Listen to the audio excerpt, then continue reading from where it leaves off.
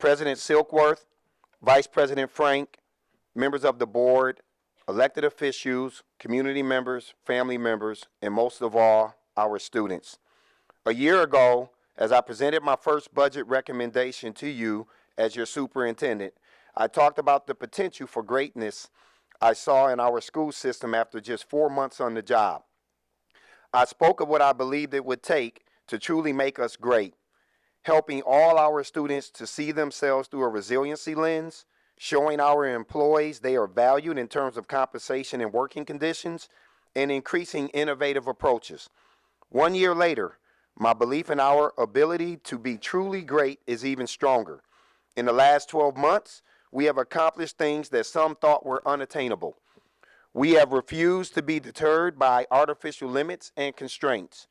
We have been transparent about where we have been, where we are, and where we need to go. And we have not been afraid to make tough and sometimes unpopular decisions as we strive to create an environment where every student feels like they can belong, grow, and succeed. We are better today than we were a year ago because of our people. I have visited approximately 100 of our schools and seen firsthand the remarkable work that goes on. I've watched students from ages 3 to 18 be challenged, inspired, and encouraged. Our school-based staff and all of those who support them are second to none. That's just the fact. We started our work last year by trying to address the most glaring issue I saw, the compensation deficit for our employees compared to other jurisdictions. I was clear then and remain steadfast now that if we don't show our employees that we appreciate them, they will take their immense talents somewhere else. We can't afford to have that happen. Our work should be about retention and recruitment, not replacement of great people who feel more valued outside of our school system than in it. So we were bold about the need for compensation enhancements, and this board backed us. We talked about it in every public venue we could, garnering support not just from our own employees, but from families, students, and the community. County Executive Stuart Pittman made compensation an integral part of his proposed budget, and the County Council provided equal support. The result was more than $79.5 million in salary and other enhancements in our current budget. They include a step increase, plus a 6% cost of living adjustment for employees, and an $8,000 raise in the starting salary for first-year teachers that moved us from 19th out of the state's 24 jurisdictions to 4th in a single year. The $2,000 bonus we included for special education teachers makes our first-year special education teachers the highest paid in the state. Our current budget also includes a 30-minute increase in the workday for teaching assistants and the second straight year of a 10% increase for contracted bus drivers. That's the kind of partnership and progress we need to be great. And I am thankful to all involved in those and other efforts. A year ago, we were also able to provide 2 bonuses of up to $1,000 for our employees, using savings from a high number of vacancies some of those same employees were asked to cover. And in each of the last 2 years, we have provided a virtual workday for employees on the Tuesday before Thanksgiving, allowing them more time with family without losing work productivity. I also promised that we would be innovative, and we have been. The 68 bus driver vacancies we had at the outset of the last school year was simply unacceptable. Students can't have a sense of belonging, can't grow, and can't succeed if we can't even get them to school. I challenged our transportation division to be creative in finding a solution and to remove some of the transportation inequities that had been built into the system. Using a new law that allows certain passenger vehicles to be used in lieu of school buses, we launched our alternative vehicle program last December. We opened this school year with 40 such vehicles that we now use to transport homeless students and those enrolled in non-public settings, freeing up those buses and their CDL licensed drivers to provide service to more students at more schools in our county. When our students attended their first classes this year, we had 0 bus driver vacancies and 62 additional drivers in training. We still have no bus driver vacancies today, and we are continuing to build the driver bench we desperately need to help ensure that every route runs every day. We have more work to do, but I want to thank our transportation team for moving us significantly forward. In sports terms, I felt like we were playing 3-on-5 full court basketball last year. We made progress because of our amazing teams in human resources, facilities, food and nutrition services, transportation, and beyond. We refused to accept the deficits, even when the odds appeared long. We evaluated, innovated, and adapted instead of falling back on the mindset that we've always done it that way. As a result, we opened this school year in far better shape than a year ago. Classroom vacancies were reduced from 300 last year to 168 at the start of this school year, and they fell to 98 earlier this month. Operations vacancies went from 90 to 30. Openings in food and nutrition services dropped from 264 to 98. We're playing 5-on-5 this year. That's better for our students, better for our staff, and better for our entire county. The innovation extends to other areas of our system as well. It became clear last spring that the county could not fund our often asked for expansion of the EEE program to the 5 remaining clusters, still without it after nearly 9 years. So we went back to the drawing board. We reallocated central office and school-based positions and changed the staffing model so that the expansion could take place this year without additional positions or county dollars. I am proud that EEE now exists in every elementary school in our county, providing our youngest learners with an exciting and fun project-based curriculum designed to spark the inquiry we want to see in all students. As importantly, it provides a balance to planning time among all elementary teachers. To help meet the needs of our increasingly diverse school system, we launched the first dual language elementary program at Tyler Heights Elementary School in August. I had a chance to visit those kindergarten and first grade classrooms recently to see students receiving instruction in both English and Spanish. What is being built there is tremendous, and it will be a model for the rest of our county. As I have said and will continue to say, we have amazing people in this organization. At least 10 of our educators and administrators are currently recognized as the top in their area of expertise by state, regional, or national organizations. I don't know of any other school system that can say that now, and I haven't seen that anywhere in my 24 years in education. As much as possible, we must also allow our educators the flexibility to use their innovative talents as they try to best meet the needs of students. Nowhere is that better exemplified than at Annapolis High School, where Maryland Teacher of the Year, Mary Kay Connerton, has pioneered the development of a wellness program for students and staff. That program has led to curricular work that has increased wellness opportunities for students and is a model for Anne Arundel County. Lieutenant Governor Aruna Miller recently took part in one of those sessions and commented that she would love to see this scaled out to the entire state of Maryland. This is just one more area where our school system is leading the way. Our work over the last year also led to significant improvements in achievement. The proficiency rate on the state assessments administered last spring rose in 7 of the 8 assessed areas compared to the year before, led by a 10.1 percentage point increase in Algebra 1 scores. We also saw increases across the board in English Language Arts and in the elementary and middle school math assessments and in 5th grade science. In all, 89% of our schools earned 3 or more stars on the 5-star Maryland report card system under new baseline metrics put in place this year. That's nearly 10 percentage points above the state average. And we have more 4- and 5-star schools than any school system in our region. We are, as I continue to say, a very good school system. As I have also said, however, I'm not interested in being good. We can be great, and that's exactly what I want us to be. Right now, we stand in the middle of the pack among state school systems on most of our key indicators. We have to maximize the resources we have available to us to increase achievement while we enhance opportunities for students at all levels. I believe we will get even better as we finalize and implement our new strategic plan.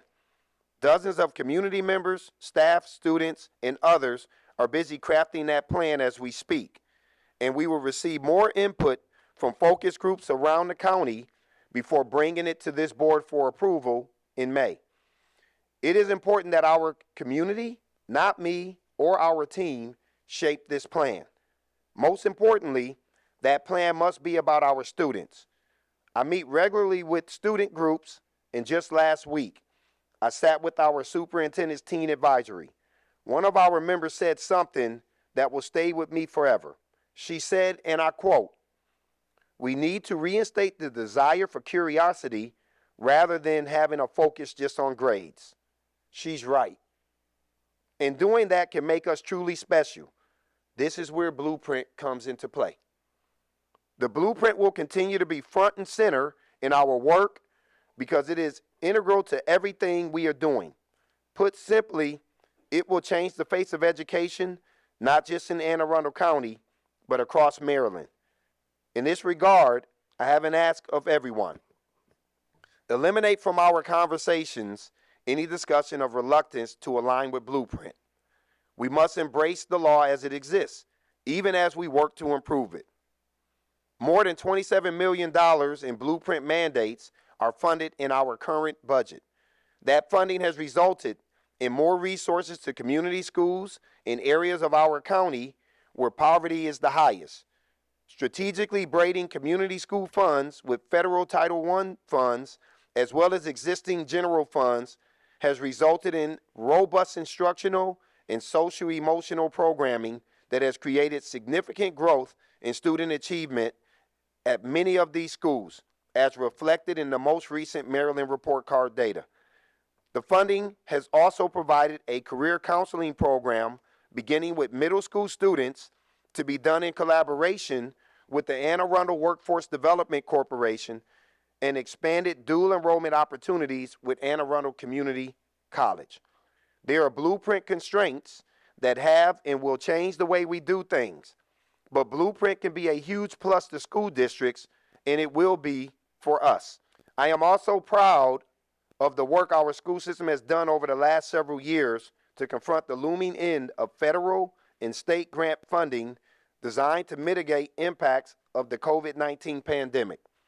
Addressing the ESSER funding cliff in this manner has allowed for the shifts to be less drastic as we have moved funding from the grants into our annual operating budget and maximized the number of worthwhile programs we are able to continue. Like all schools in Maryland, the full impact of that ESSER funding cliff that seems so far off in the distance in the last couple of years is staring directly at us. This is the final year of that grant funding. We have had difficult decisions throughout this budget process about what initiatives we can request funding for, what we can modify in some way, and what we simply must eliminate. Last year, we shifted $8.6 million in ESSER-funded programs to our operating budget to ensure their continuation. Those programs included our virtual academy, the only one of its kind in the state of Maryland to be a standalone school. This year, we received requests to continue $30.9 million in ESSER-funded programs. My recommendation shifts only about $7.6 million to our operating budget. We will seek alternative funding for some other programs, but some will have to be eliminated, and we may need to make requests for additional funding next year.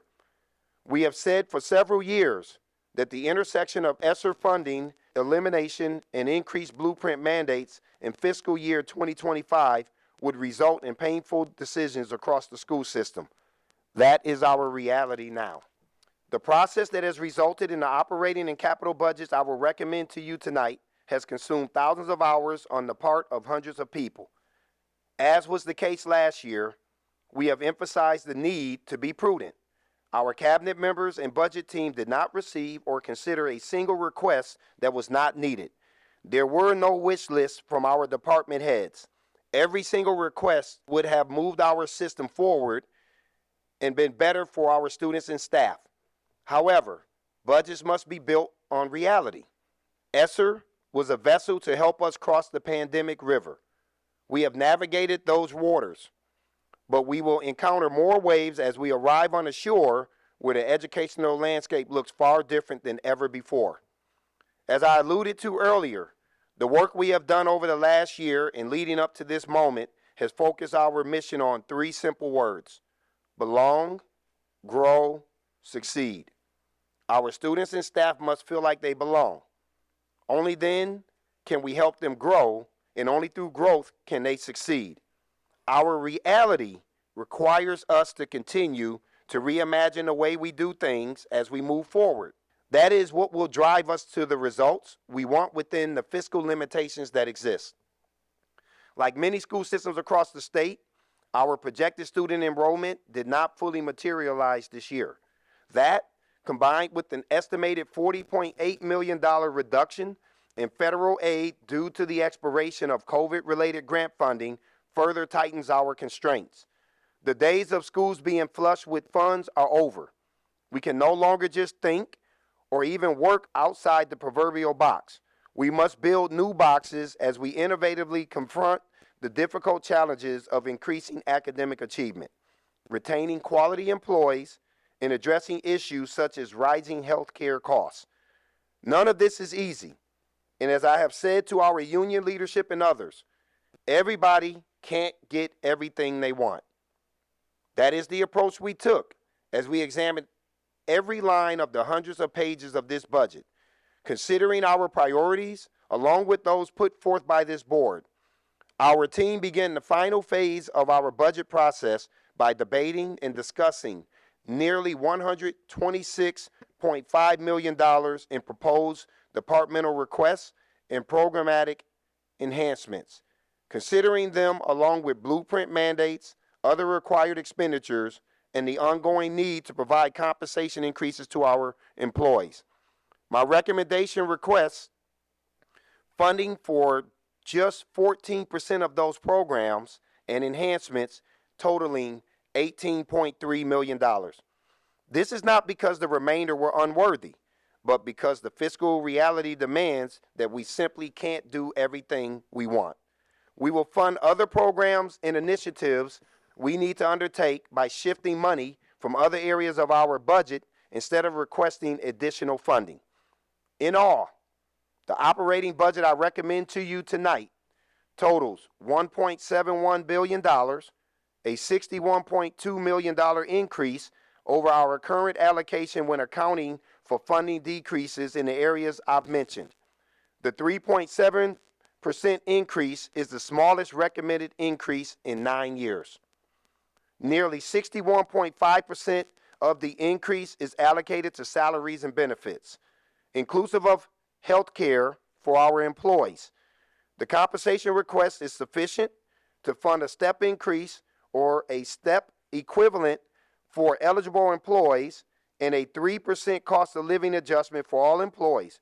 Between step increases and COLAs, funding these items this year would mean our employees will have received as much as 21% in compensation increases over the last 3 years. I have also continued funding for the $2,000 bonus for special educators to help attract top candidates in one of our most critical shortage areas. This recommendation continues to request funding to meet blueprint mandates. In addition to increases in the college and career readiness and workforce development areas that I mentioned earlier, there is $7.9 million to go towards the provision resources as the number of community schools in our district expands from 23 to an estimated 36. This funding will allow for better relationships between schools and the communities they serve and will also enhance social, and emotional supports for students and families. We have invested $4.5 million for 35.9 positions over the last 3 years to provide additional social and emotional support resources for our students. My recommendation contains $3.2 million for 24.5 more positions to continue this work. The battle in this area is not waning, and we must continue to provide as much support as possible. There is funding in this recommendation for 8.5 school counselors, 8 school psychologists, 6 social workers, and 2 pupil personnel workers for that purpose. I want to be clear that this challenge is not one for us to address alone. Our communities and our city and county governments must do their parts.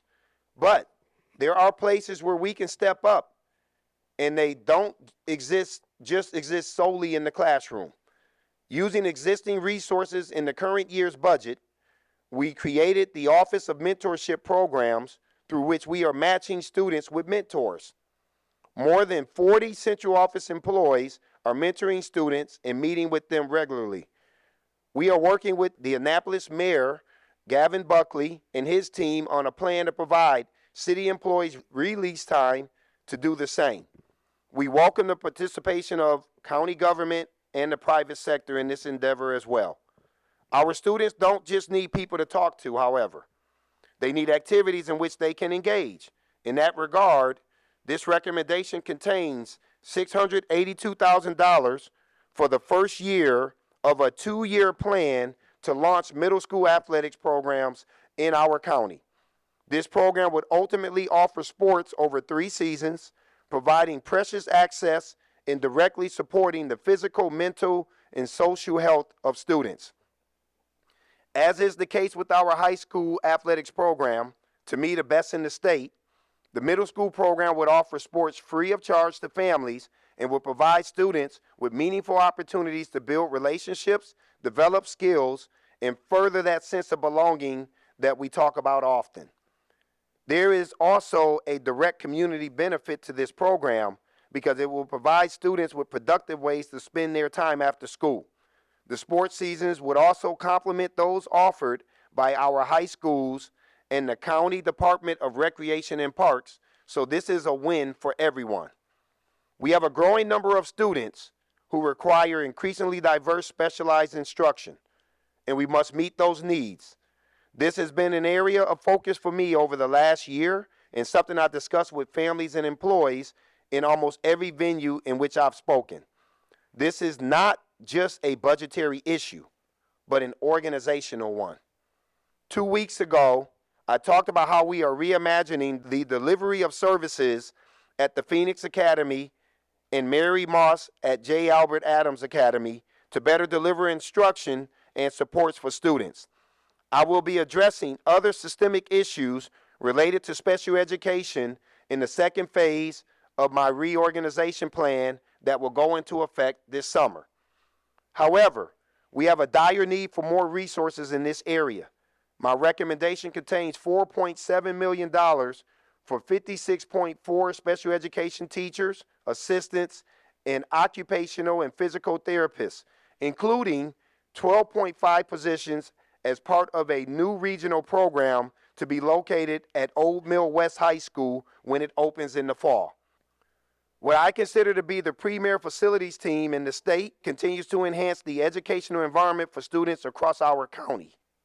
We opened 3 replacement school buildings last fall and will open 3 new and 1 replacement building in August. My recommendation to you contains $12.5 million for more than 127 positions to staff the new Old Mill West High School and West County Elementary School, as well as $3 million to open the new Village Academy Public Charter School. We will also be opening a new building for students and staff at Old Mill Middle South as part of the multi-year Old Mill Master Plan. The $234.5 million recommended capital budget I am presenting to you tonight contains nearly $167 million in construction funding for the final 3 schools in the Old Mill Master Plan. A new Old Mill High School on the same property where the current school is located, a new Center of Applied Technology north on that same property, and a new Old Mill Middle north where the current CAT North is located. These are critical pieces to the success of this plan, which this board, our county executive, and the county council have generously supported in prior years. My capital budget recommendation also includes $32.3 million for building systems renovations, $7 million to continue to reduce the maintenance backlog, and $1.3 million to design a new school bus facility and lot. The bus lot project was recommended by Prismatic Audit, commissioned by this board, and is sorely needed to meet our growing transportation needs. Also included in the capital budget recommendation is $4 million for roof replacement projects, $4 million for additions to existing buildings, $3.5 million for athletic stadium improvements, and $2 million for security-related upgrades.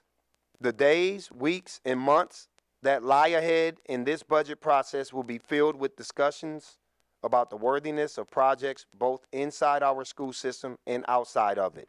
My job, and now this board's job, is to advocate for what we need as an educational entity, remaining fully aware that we are but one piece in a very large county puzzle. The county executive and county council will have many competing needs as this process moves forward. I simply say to everyone, be passionate advocates for our school system, but recognize the partnership that must exist for us to move forward as an entire county. I am reminded of a scene I watched play out in October at the county cheerleading championships at Annapolis High School. In a packed gymnasium full of the state's best cheerleaders and their supporters, team after team took to the mat to perform. Their routines were amazing. But what was also notable was the fellowship that existed between teams and their fans. As much as everyone wanted to win, and every team had their eye on the top prize, there was an incredible amount of collective support. What those in attendance saw wasn't just a series of individual teams, but a grand display of the power of relationships. In the end, the entirety of the competition was greater than the sum of its individual parts. That's what we need through this process. Advocacy for sure, but awareness that there's a greater good to be achieved.